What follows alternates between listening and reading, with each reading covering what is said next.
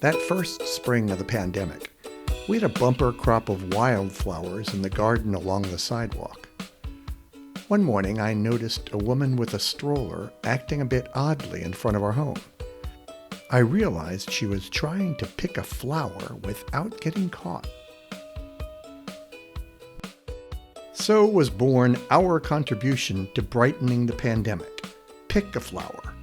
And acting as spokespersons were Obie, Yo-Yo, and Roscoe, puppets I've worked with for over 30 years. On the other side of the fence in our backyard, my wife MJ and I overheard intense conversations about which flower to choose, like, what about the yellow one? Or the purple? How about if we decide on the way back home? And a soft reply, okay.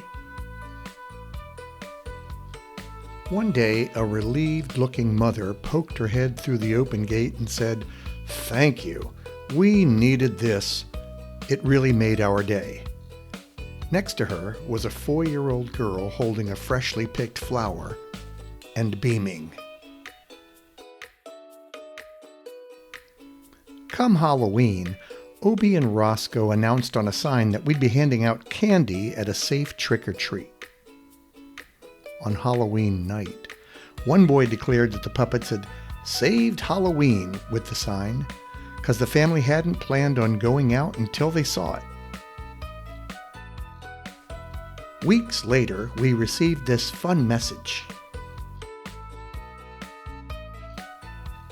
It was from a spy and an astronaut who visited us on Halloween.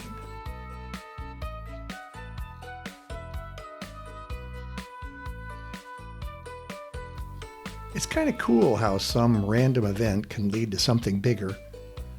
The woman secretly picking a flower sparked an idea to share the flowers.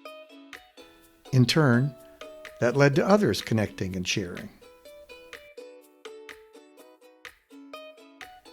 It's kind of like tossing a stone in a pond and watching the ripples expand.